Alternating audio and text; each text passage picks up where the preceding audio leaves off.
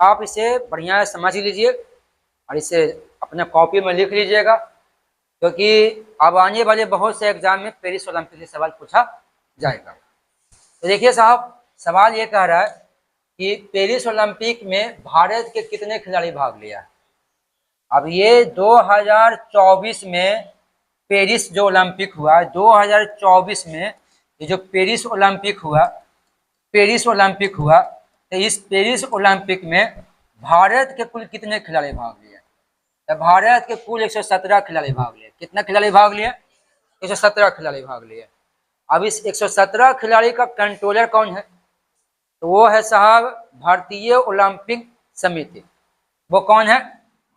हाँ, वो है भारतीय ओलंपिक समिति। ओलंपिक समिति ये 17 खिलाड़ी का कंट्रोलर है। इसका नाम क्या है? भारतीय ओलंपिक समिति। भारतीय ओलंपिक समिति का अस्थायी रूप से स्थापना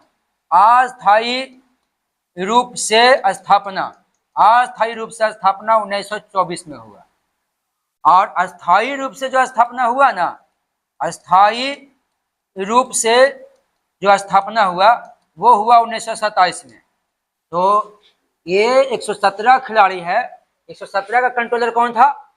भारतीय ओलंपिक समिति। यही भारतीय ओलंपिक समिति 117 का नाम चयन करके वहां भेजा था खेलने के लिए कि खेलने जाओ। तो भारतीय ओलंपिक समिति का स्थापना अस्थायी रूप से 1924 में हुआ, लेकिन स्थायी रूप से कब हुआ? 1927 में हुआ। अब इसका मुख्यालय जो है ना, इसका जो मुख्यालय है वो है साहब नई दिल्ली। इसका मुख्यालय कहाँ है? नई दिल्ली। और इसका जो पहला जो अध्यक्ष बने थे ना, इसका जो पहला अध्यक्ष था वो था JRD टाटा। हाँ, JRD टाटा था इसका पहला अध्यक्ष। अब पहली महिला अध्यक्ष नीता अंबानी है। नीता अंबानी यानी अध्यक्ष बनने वाली पहली महिला नीता अंबानी। और इसका वर्तमान में जो अध्यक्ष है ना, वो है साहब PT उषा। वो कौन है? हाँ, वो है PT उषा। और PT उषा को हम कहते हैं उलन परे। PT उषा का क्या कहते हैं? हाँ, तो PT उषा को हम लोग कहते हैं उलन परे। चलिए, इस क्वेश्चन का आंसर तो 117 हो गया। अब 117 व्यक्ति में जब खेलने गया था तो 17 व्यक्ति में गोल्ड कौन के को आया? 117 में गोल्ड एक भी नहीं आया साहब। कौन यही गोल्ड जीता।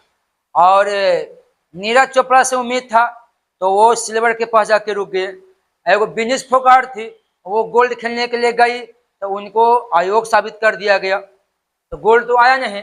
फिर सिल्वर आया एक, जो कि नीरज चोपड़ा लेके आया, तो सिल्वर एक आया साहब। और ब्रॉन्ज, थर्ड वाला ब्रॉन्ज आया 5। तो भारत के कुल कितना मेडल जीता? 6 गो। तो गया खेलने कितना? 117 गो। अब मेडल लेके के गो आया? 6 लेके आया मेडल। अब आगे आइए, कह रहा पेरिस ओलंपिक में उद्घाटन समारोह में भारत का ध्वज वाहक कौन था?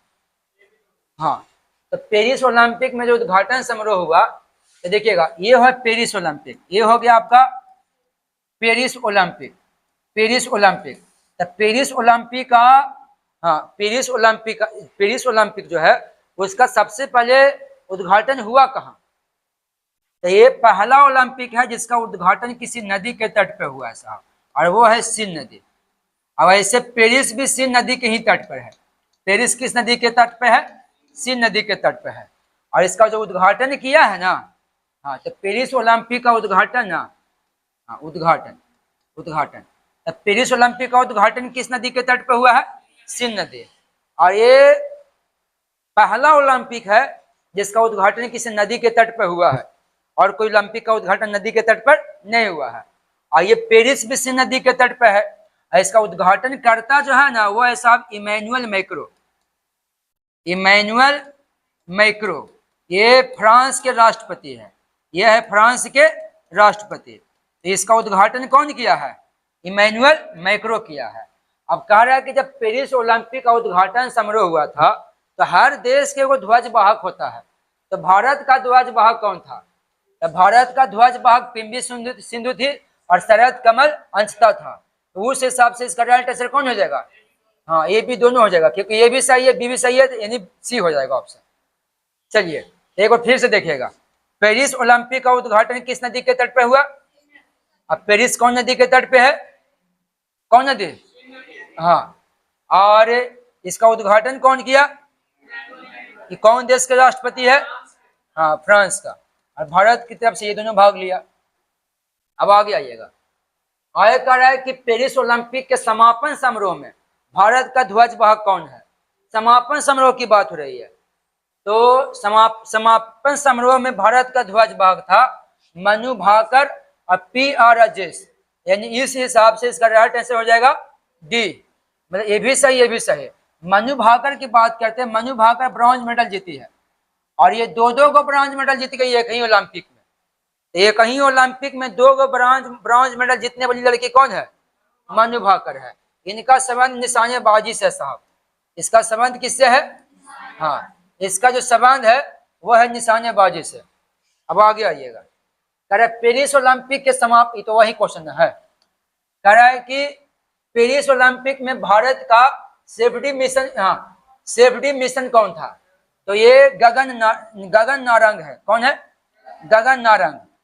आगे आइए, पेरिस ओलंपिक 2024 के शुभांकर क्या था? तो इसका शुभांकर था फ्रीजियन टोपी। ये फ्रीजियन टोपी देख रहे हैं वाला, ये इसका शुभांकर था। और ये जो पेरिस ओलंपिक हुआ था वो 33वां संस्करण था। पेरिस ओलंपिक के मत संस्करण था, तो यहाँ 33वां संस्करण था, मतलब 33वां बार हो रहा था इस बार। आप आगे आइएगा, कह रहा है कि पेरिस ओलंपिक का आदर्श वर्ग क्या था? इसका आदर्श वर्ग था गेम वर्ल्ड ओपन। इसका आदर्श वर्ग था गेम्स वर्ल्ड ओपन। ठीक है, पेरिस ओलंपिक 2024 का कार्यक्रम कब से कब तक चला? तो पेरिस ओलंपिक जो है ना वो 26 जुलाई से 11 अगस्त तक चला साहब। 26 जुलाई को स्टार्ट हुआ और चला 11 अगस्त तक। पेरिस ओलंपिक 2024 का में पहला स्थान किस देश का रहा? ये पहला स्थान रहा अमेरिका का। पहला स्थान किस देश का रहा? अमेरिका का रहा। ऐसा हम एक लिस्ट लेके आए हैं, देखिएगा थोड़ा सा। पेरिस अच्छा, ये तो भारत का विजेता का लिस्ट है ना, तो कोई बात नहीं है। पेरिस ओलंपिक में किसका, अमेरिका का पहला स्थान है, चाइना का दूसरा स्थान है। लिस्ट हमारे पास होगा, आपको हम लिस्ट दिखा देते हैं।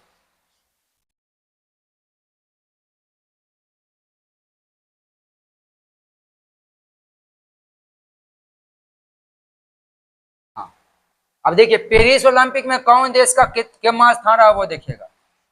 तो पहले तो स्थान देख लीजिए, क्रम संख्या ये पूछ सकता है। तो क्वेश्चन क्या था कि पेरिस ओलंपिक में पहला स्थान किसका, यही ना पूछा था। तो पहला स्थान किसका है? हाँ, अमेरिका का। तो दूसरा किसका है? चाइना का। तीसरा किसका है? जापान का। चौथा और पांचवा फ्रांस। ये टॉप 5 है ना। तो पेरिस ओलंपिक में सबसे ज्यादा मेडल जीतने वाले यही देश है। अगर ये पूछ देना कि पेरिस ओलंपिक में सबसे ज्यादा खिलाड़ी किस देश से भाग लिया था, तो सबसे अधिक खिलाड़ी भाग लिया था अमेरिका से। सबसे अधिक खिलाड़ी कहां से भाग लिया था? अमेरिका से। अब भारत की बात करते हैं, भारत का 71वां स्थान है पेरिस ओलंपिक में, तो वो टॉप 5 हो गया। और हमारा देश का पेरिस ओलंपिक में कितना स्थान था? 71 स्थान था। 71 1 2 होता ना, वैसे करके 71 था। अब देखिए अमेरिका जो है ना टोटल 124 को मेडल जीता है, और चाइना जो है 126 को जीता है। अमेरिका टोटल 126 को जीता है, चाइना 91 को जीता है, और जापान 45 जीता है, ऑस्ट्रेलिया 53 जीता है। आगे पीछे कैसे कर दिया जी? ऑस्ट्रेलिया हो जाएगा 30 नंबर पर ना हो जाएगा। गोल्ड से छाड़ दिया जी, जो गोल्ड है ना उसका, उससे छाड़ दिया था ना। हाँ, गोल्ड का महत्व बढ़ा दिया वहां पर। जापान के पास गोल्ड ज्यादा ना है, तो ये 45 हो गया, 53 हो गया। अब फ्रांस है 64, फिर भी इसको रखा 5वां स्थान पर, क्योंकि इसके पास गोल्ड कम है। संख्या के नाम से ना होगा, ये भी तो देखा ना कि आपके पास गोल्ड के है जो। हाँ, पाकिस्तान भारत से आगे है, अब कोई गोल्ड लेकर आ गया ना। अब भारत का हो गया 6, ये हो गई, तो ये हो गया क्रम संख्या, ये हो गया क्रम संख्या, और ये हो गया कुल पदक जीतने वाला, कुल पदक जीतने वाला। लेकिन सूची तैयार हो रही है गोल्ड पर। सूची तैयार किस पर हो रहा है? गोल्ड पर हो रहा है। तो देखिएगा, चाइना जो, अमेरिका जो है 40 गोल्ड जीता है, और चाइना जो है 40 गोल्ड जीता है, तो दोनों तो बराबर जीत गया है। ऐसे मामले में और समय चाइना पीछे हो गया। तो ऐसी परिस्थिति अमेरिका को रखा गया 1 नंबर पर, चाइना को 2 नंबर पर। जापान 20 गोल्ड जीता है, ऑस्ट्रेलिया 18 गो, और फ्रांस 16 गो, और भारत 0।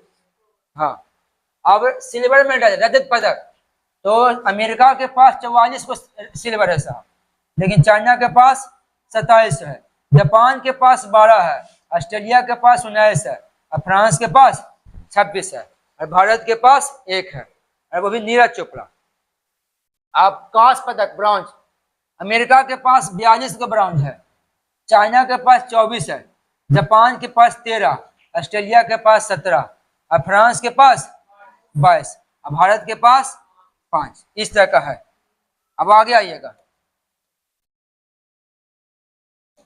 इस हिसाब से कह रहा है कि पेरिस ओलंपिक में सबसे ज्यादा मेडल कौन जीता है? हाँ, तो अमेरिका ने जीता। अब आगे आइएगा, पेरिस ओलंपिक में कितने खिलाड़ी भाग लिए, टोटल खिलाड़ी? अरे भैया, भारत के 117 को था जी, भारत के 117 को था। अब पूरा दुनिया से कितना खिलाड़ी भाग लिया? तब पूरी दुनिया से भाग लिया, सब देखिएगा 10,714। तब पूरी दुनिया से 10,714 खिलाड़ी भाग लिया है। फिर कह रहा है कि निम्नलिखित में से कौन सा खेल 2022 के ओलंपिक में पहली बार शामिल हुआ? तो ब्रेक डांसिंग। ब्रेक डांसिंग एक ऐसा खेल है जिसको पहले ओलंपिक में नहीं खेला जाता था, लेकिन 2024 में ब्रेक डांसिंग को ऐड किया गया है। फिर देखिए, हाँ, ये 10वां हो गया। अब देखिएगा, अब भारत के लिए ओलंपिक जीतने वाले खिलाड़ी देखिएगा, पहला हो गया मनु भाकर। पहला कौन हो गया खिलाड़ी में? मनु भाकर। तो दूसरा भी मनु भाकर है, क्योंकि मनु भाकर 2 मेडल लेकर आई है ना, तो 6 मेडल में 2 मेडल तो एक ही आदमी लेकर आ गया है। और फिर उसके बाद हो गया सप्रिल कुसाने, ये साहब कांस्य पदक लेकर आया है। फिर आपका हो गया भारतीय पुरुष हॉकी टीम, ये पुरुष हॉकी टीम का क्या लेकर आया है? कांस्य पदक। और नीरज चोपड़ा लेकर आया है भाला फेंक में रजत पदक। और फिर अमन सहरावत, ये लेकर आया है कांस्य पदक। क्या चीज का है? कुश्ती का है। तो थोड़ा सा आप ये भी देख लीजिए, खिलाड़ियों का देखिएगा। ऐसे मनु भाकर क्या है? पिस्टल है। पिस्टल का मतलब क्या हुआ? निशानेबाजी ना, पिस्टल। तो ये भी पूछेगा कौन खिलाड़ी का संबंध किस खेल से है, ये भी पूछता है आपको। तो मनु भाकर का संबंध किससे है? पिस्टल से है। और ये सप्रिल कुसाले का संबंध क्या से है? तो इसका तो फिर वही है सब, राइफल। हाँ, वही वो निशानेबाजी है, ये भी निशानेबाजी है। अब तो ये एक चीज ध्यान दीजिएगा, भारत को सबसे अधिक मेडल मिला निशानेबाजी में, 3 मेडल में मिल गया ना।